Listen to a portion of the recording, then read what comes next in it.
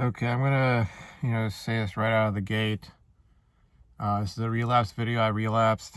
Um, Not something, to be proud of or anything. It's something that I indicated was gonna happen.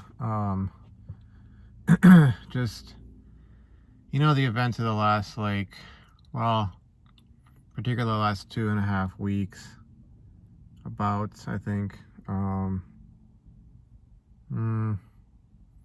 yeah, let's say 2.5 weeks, almost 3 weeks, and then if you go further back, the build up to everything, the last 3 months. Um, it's like I could only hold out for so long, and things just got bad enough that I did. And I don't know really what to say per se. It's almost like it was kind of like a walk of shame out to my car. And, my landlady saw me and she was like, oh, hey, and I was like, oh, yeah, I said hi. And then I, walked, but it was like, got a little bit startled at that point. But, you know, things are where they are. And, I wanted to apologize to anybody who's been looking to me or my channel as a source of inspiration. Want to say sorry to Empty Red Cloud. I think it's the guy's handle. Want to say sorry to Alex and Dark Magician and Giza. And anybody else who's been, following this channel is, oh, look at this guy. He's making it 6 months, He's talking about going to 9 months, I'm getting kind of inspired or amped up or whatever. I'm sorry. I'm sorry that I fell, basically. I slipped up and I fell. I'm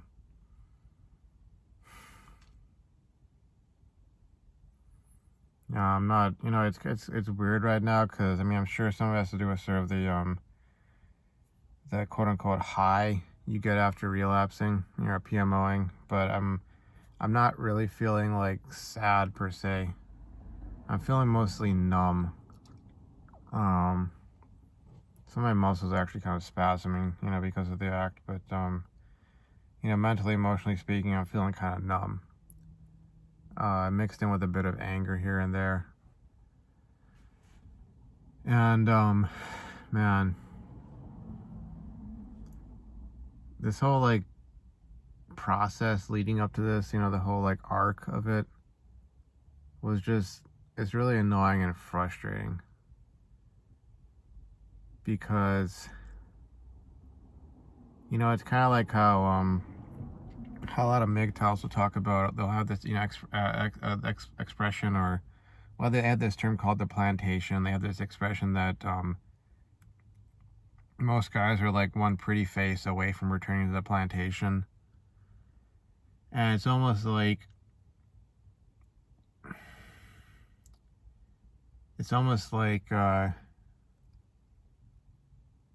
over the last, let's say 5 years, it's been sort of this big life process or journey to realizing that my purpose or my aim is not within society. It's not with other people, or forming a relationship or getting married, having kids necessarily. I suppose I could include other people in terms of okay, if I were to one day reach that year mark, or if I were to one day be able to look back and see PMO as something of the past that I just didn't do, it just wasn't a part of my life, then maybe be some that okay, I could inspire other people. But as I've gone on in my life, I've sort of realized how little of an effect, a little power I have to affect or change the world. And it's increasingly become this whole sort of aim of mine to build myself up to the point that, in the words of Daniel Day-Lewis's character in There Will Be Blood, to build myself up to having, earn enough money to get away from people, to get away from society, to leave, to be that free, that I wouldn't be tied down to a job, I wouldn't be tied down to a toxic corporate culture, I wouldn't be forced to have people in my life I didn't want to have in my life. I wouldn't be forced to do things that make me feel like crap, that make me feel frustrated, angry, sad, or depressive, or depressed, that sort of thing. That I'd be free from all of that. And it almost seems like, and I don't want to get into this sort of mindset of like thinking that there's some sort of deeper meaning to everything in life and there's some forces of evil out there who are conspiring against me or whatever. But it almost feels like with what led up to this relapse, it's kind of like if you were to look back over the last, let's say, how long would that be? It's almost, it's coming up on 2 years. It's almost 2 years. It's approaching 2 years.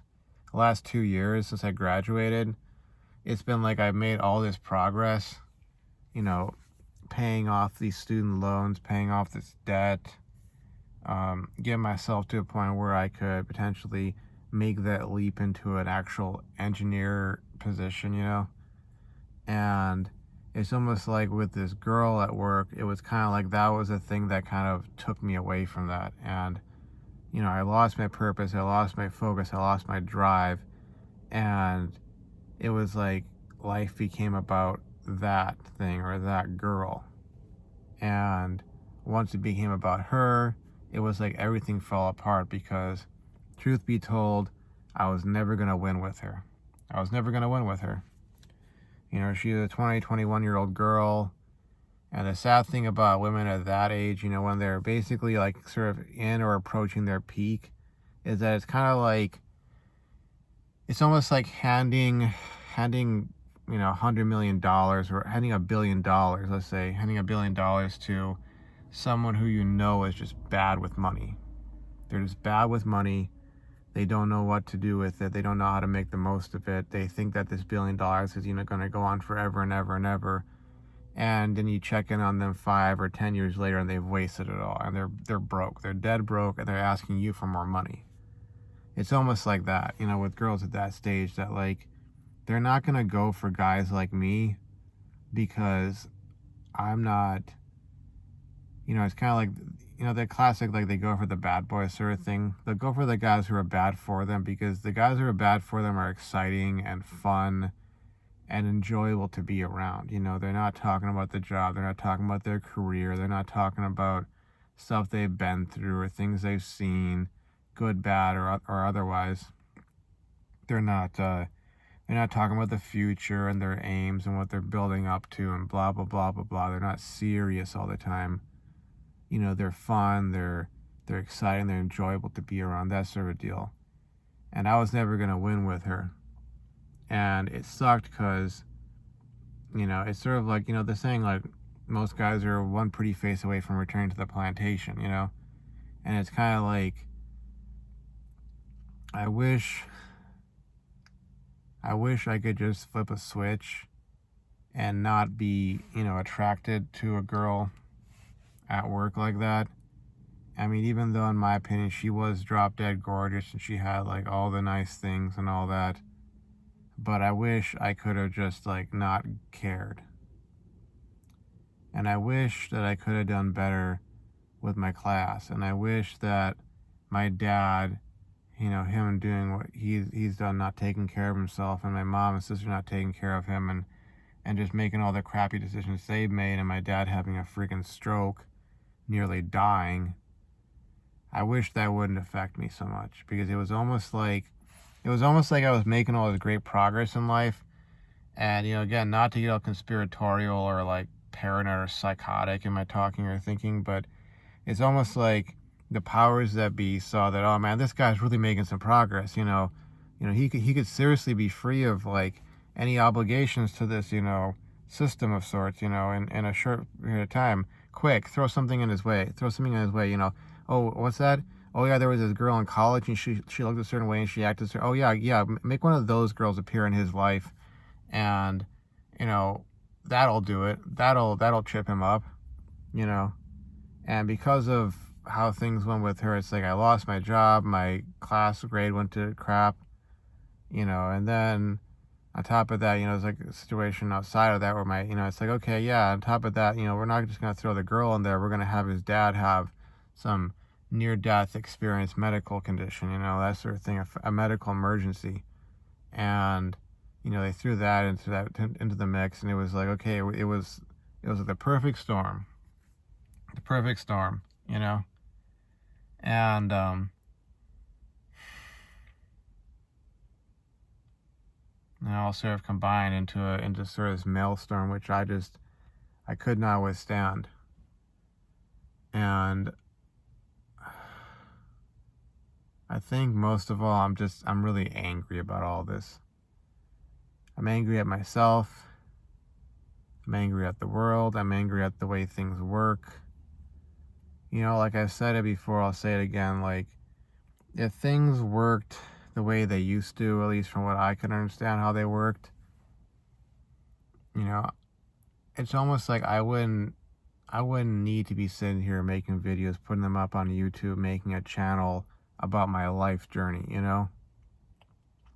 I wouldn't. I'd be too damn busy. I'd be a married man. I'd have 2, maybe 3 kids. I'd be working full-time, well into my career, whatever my career was. And I wouldn't be here. I wouldn't have this time. I wouldn't have the ability to sit here and talk about my life. I'd be like, well, I'd love to make some videos, folks, but wifey and I gotta go and, gotta go to the grocery store, or, I gotta go and work on the fence in the backyard, or, Junior needs to be picked up from school, or, I would have a life. I would have something like that, which I'd be finding fulfillment in, and I'd be making something of myself there, And, that's why even though I took issue with some of the way the question was worded, like, have I found myself in engineering? I still think that, as much as I feel like it's something that is more relevant or meaningful to a woman to ask because, like, of how their lives tend to go these days, I still find it, like, just asking that question is, like, indicative of so many things and the way the world is right now and the way life works, It's kind of like the fact that we even have a Nofap movement and people are, relapsing to PMO like myself, or we're saying, oh, we've gone through so many days of not fapping or watching pornography, or,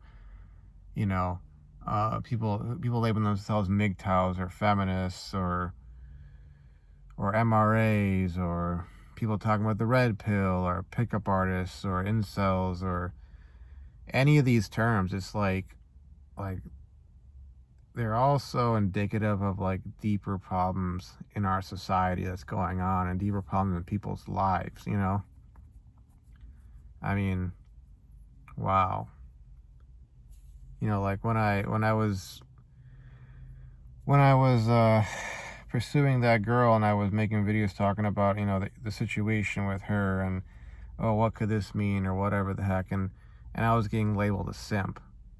It's like another thing indicative of, like, the world we live in, that, okay, so a guy's interested in a girl, he wants to figure out, how he can succeed in getting with her, so that makes him a simp, That makes you a simp if you're a guy and you want to get with a girl, and you're having some issues because maybe you didn't have the upbringing or the life experiences that would have taught you by then, that, hey, this is how you get a girl. This is how, if the girl's showing indications of interest, here's how you respond, here's how you deal with that, and here's how you succeed, Like, that doesn't make you, that does not make you a weak, it makes you a guy. And maybe it's indication of, it's an indication of dysfunction within myself that I'm 34 years old and I'm still dealing with these issues. But, I also see as sadly enough being way more common in today's society than it may have been 50 years ago. Which is a lot of the reason why when I try to discuss this stuff with older folks, including my dad, it's like the people I have to talk to, for the most part, even if they genuinely from the bottom of their heart care and they're genuinely concerned about, my situation in life and want to make sure that I'm not, suffering or so, it's like they can help me because they don't understand, because they're from a different time, I think about my dad's generation, and it's like, yeah, they went through their fair share of stuff, especially like my dad himself, where he came from, and all the stuff he had to survive and live through. But at the same time, it's sort of like when it came to the whole intergender dynamics problem, or set of issues, it was like it was very, very much simplified and cut and paste, and it made a lot more sense. Maybe you weren't going to be the smooth operator, but you could get a wife. And given that there were strictures in society, whether in the East or the West, that prevented a lot of the stuff we see nowadays, or the families were just way tight, way closer knit, so there was more like observation and watching, and the father would know if his daughter was making to fool around or whatever, or there was some smooth operator in the picture trying to get at his daughter or whatever. you know you could in all likelihood get a wife who either was a virgin or was very low in her partner count. And you being a guy, most likely you'd also be low in your partner count. And because of all those factors lining up, I mean, yeah, there was the my parents generation, there was like sort of the sexual revolution and the hippie movement, but it didn't I don't think it in that day and age it didn't affect as many people, because it was like those folks, they were a small percentage of the population. They were kind of on the periphery. They hadn't moved into positions of power. They hadn't gotten to the spots in life where they could go and enact all their cultural changes that they wanted. And as such, it took some decades for that stuff to basically become the norm. And it's sort of like, so much of why I feel like I have all these problems that lead me to PMOing and relapsing and just having problems with girls and work and money and all that. It's like part of it is like the way the society I live in is, and the fact that like the advice and guidance my parents can give me, at the bottom of their heart, their deepest concern, the advice they can give me is stuff that like it worked 70 years ago, or it worked 50 years ago, or it worked 60 years ago, or it worked 40 years ago. Doesn't work nowadays. And then of course there's just dysfunctions in my upbringing where it was like, something that Rollo has discussed, where it's like, if he's counseling some guy who's in his 30s and has never had sex, and he's like asking like, very basic questions about, oh, girls this, girls that, it's sort of like, he'll have to like ask some like deeper, more personal questions to sort of figure out what the guy's situation is, or where he's coming from, his upbringing, his background, that sort of deal. But over time he's just kind of noticed this whole pattern with like guys from the millennial generation and Gen Z, where it's just like, the things that used to be considered rites of passage that you would go through and you would get done and you would move on from, and you would, by the time you were in your 30s or 40s, you'd be like, a full grown man, and have a life built up. It's like that kind of stuff, like we don't get to experience that. And in my family in particular, I feel like the way I was brought up was such that I just became a very stunted guy. Like there's things that, social cues, behavioral cues, I just don't pick up on. Or if I pick up on them, I want to go and take my past negative experiences and say, oh, this girl's just playing with me. She's just toying with me. Or I want to read it as being, indications of interest. Or I want to react or behave in a certain way. Or I subconsciously, like, it's almost like a switch flips and I go into like sabotage mode, where I sabotage something with a girl. I say something that's just off, and it just changes her mood in a split second, from being into me to being, you creepo, get away from me, that sort of thing. And it's like I feel like so much of my Nofap journey and my relapses are just indications of like my own dysfunction. Like I've said in the past that I don't think Nofap for life is really a healthy thing. I don't think that's the goal.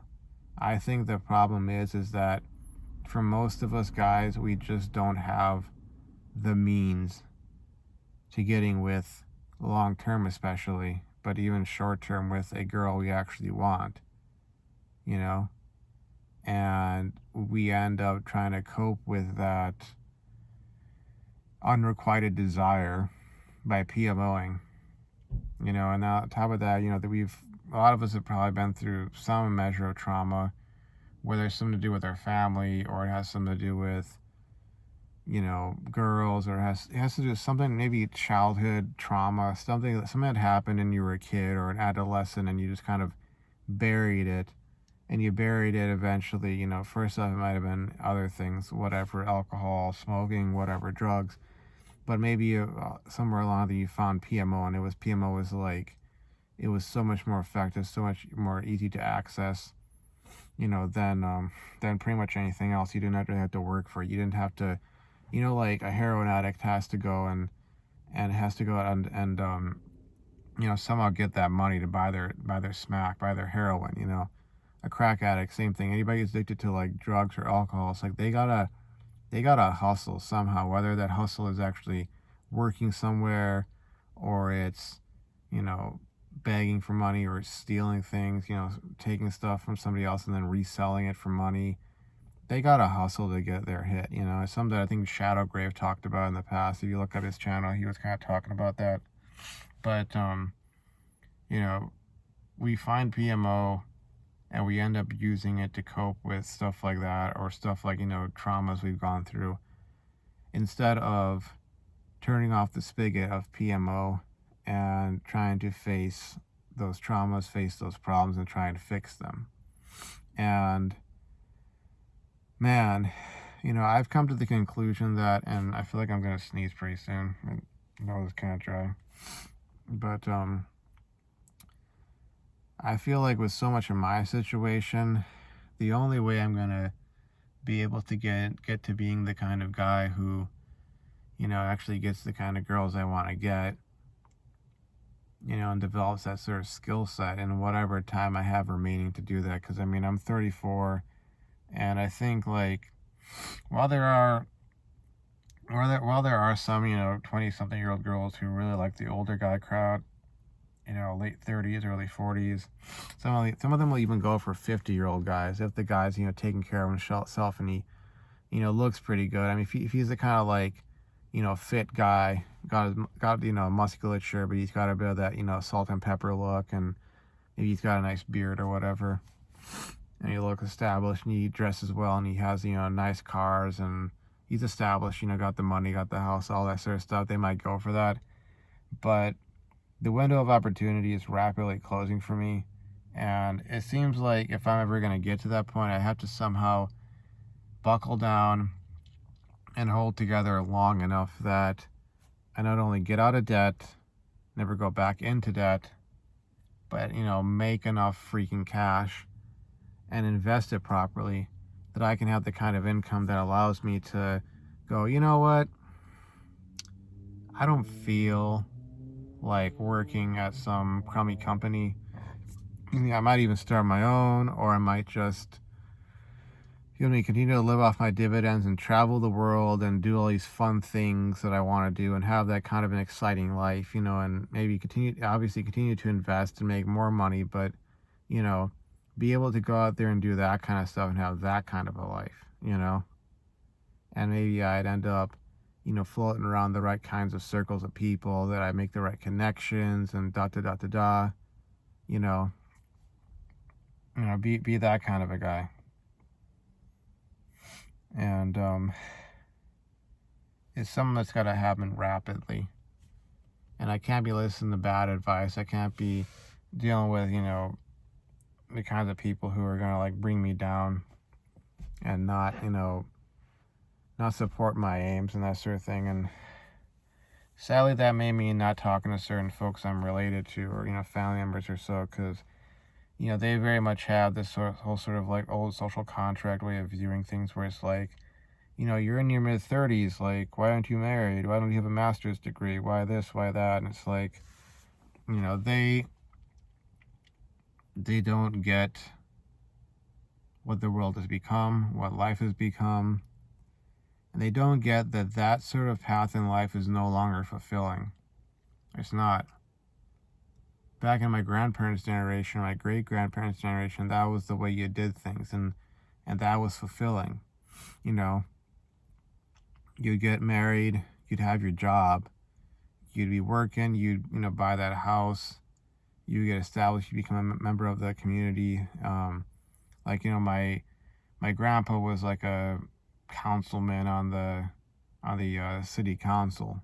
He was in charge of different things. He was very much like a man about town, and the sort of established married guy with wife and kids and doing his thing, and had that very much that established sort of presence in the city. And that used to be the way things were. And I kind of miss that whole dynamic.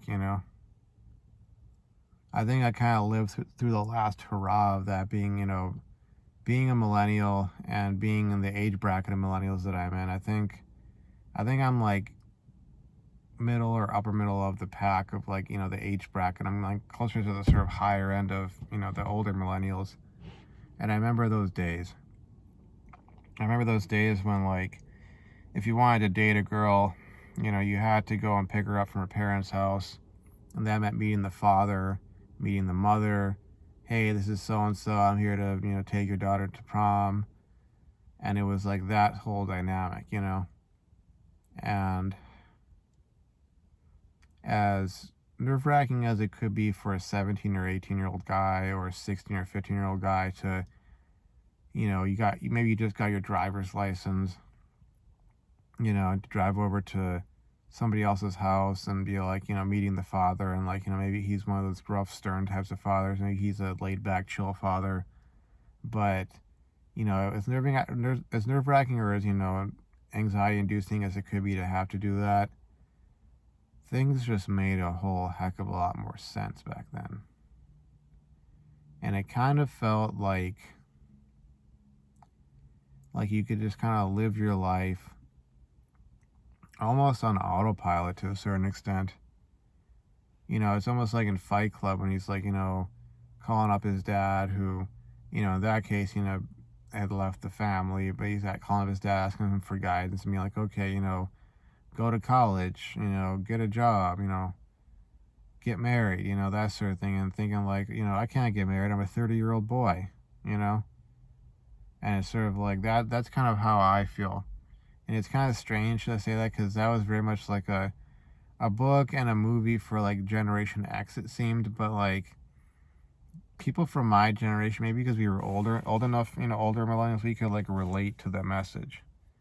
We could relate to the message of feeling like the middle children of history with no purpose or place, And it seemed like for a time after a certain event that happened in 2001, not going to name it. I know those who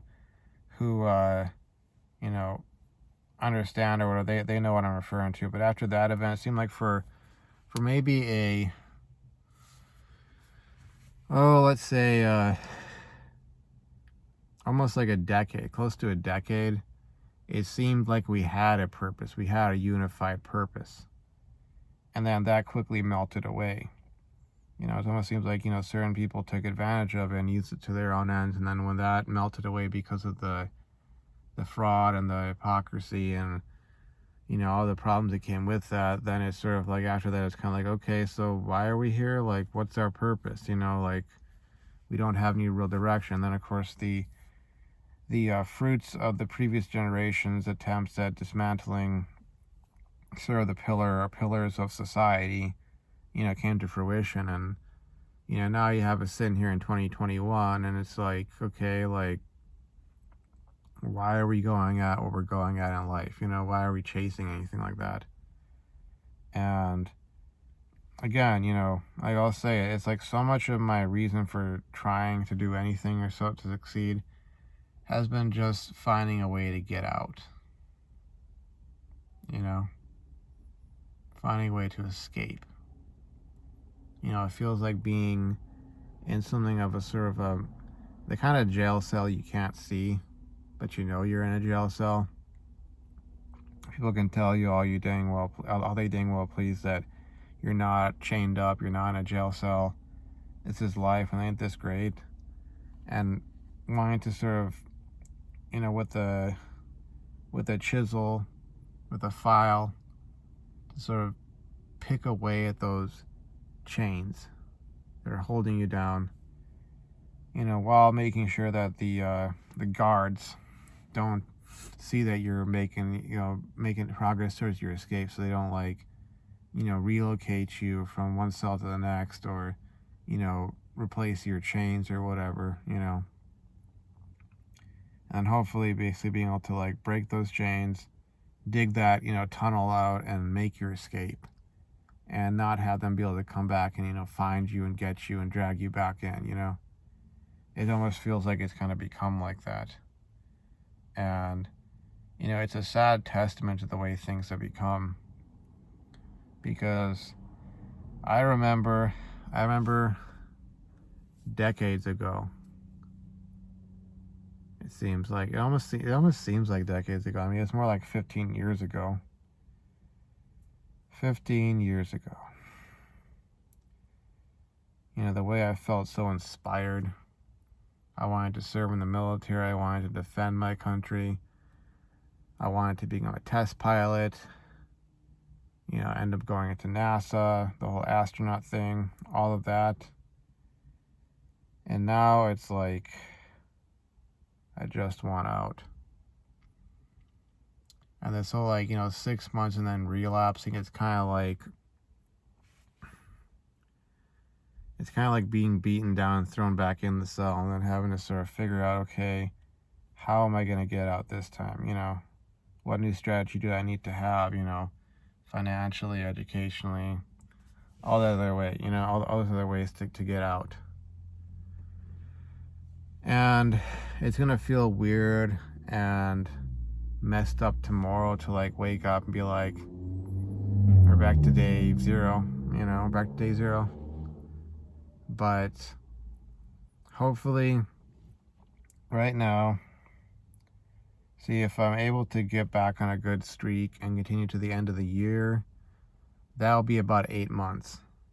And that'll be like an 8-month streak. And, you know, that would be sort of the ticket, you know what I'm saying? I don't know what's going to happen, because usually after you relapse like this, especially after like a long time, you end up getting this chaser effect, and you just want to go back and fap again and again and again until you've gotten it out of your system, so to speak. But man, I don't like where I'm at right now. I don't like having to deal with, like, the people who rent me my room, trying to sort of pry into my life and find out what's happened and that sort of deal, because it's just like, as long as I have the freaking money to pay them, you know, that's all that should matter. And it's like, I just don't want to deal with that right now. It's almost like I want to, like, you know, close the door in my room, lock the door, and just be, like, you know, in hibernation. And I don't want to go out and do anything, except when I get hungry enough to go out and buy food. And I don't really want to be interacting with anyone. I don't feel like pursuing anything right now. I don't even know really what to do. I feel like I really have lost my purpose and drive. It's weird, because for the longest time I felt so driven and so, like, you know, so gung-ho, you know?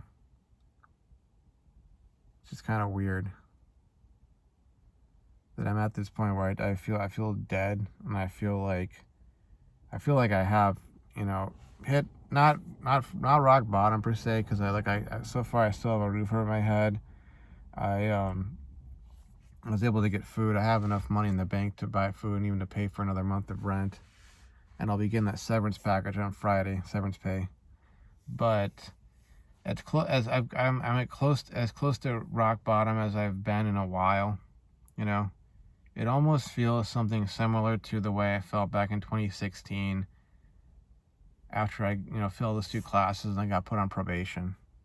And I'm sitting here going, okay, like, what needs to change, you know? One thing I will say, though, and this is sort of like, if I was trying to put out something positive at this point, anybody who's listened this far, I would say that if you're going to try and find a purpose in life, which is really what so much of like this struggle with Nofap is about, it's like finding that sort of not rock hard, but almost like carbon steel strong purpose in life that like no one can take away from you, no one can destroy or damage, and being able to stick with that. Because, when I've made the kind of progress that I've been able to make, even getting through 6 months and relapsing is still a significant amount of time, or getting close to, 6.5 months, 9 months, whatever. It's sort of like the reason I'm able to get that far is because like my purpose, my mission is strong enough that, it would take a lot to make me fail at it, It would take a lot to make me fail at it. And once you lose that and you get focusing on something that you're inevitably going to fail on, or you have a 50-50 chance of failing on it, or 70 or 80% chance to fail on it, like, that's when you're really setting yourself up for failure. And, sometimes it seems like some amount of failure is inevitable. Like, I see that girl, as she was kind of the kind of girl who, she was going to do her damnedest to get me to like get into her and upset, not physically obviously, but to be into her, to be focused on her, to be chasing after her. Not saying I wouldn't have been against being in her. I mean, that's kind of the deal, but like that she was, dead set on having that kind of attention of me chasing after her and trying to, prove myself to her and that sort of thing. And, it was almost like she would just try to find some way to get that. And then when she got that, then it would be like, okay, get rid of this guy now. He's served his purpose, And, yeah, that's where things stand right now. Back to day 0. So, I don't know where I'm gonna go from here. Maybe I'll need a few days to just, sort of think things over. I've given up on the class, and I don't have a job right now, so those are 2 big problems I'll have to deal with. But man, we'll see which way I'm going forward from here. But I'm definitely not going back to my family's home. I'm not giving up the fight 100%. I may need some time to recuperate and to bounce back, but I'll have to find a way forward. So anyways, I'll see you folks around. Again, I'm sorry to anybody who's, wanted to see me as a source of inspiration or followed my channel for that purpose. Like I said, I've relapsed and it's back to the drawing board. So anywho, I'll see you folks around. Hopefully, maybe, we'll see. Bye-bye.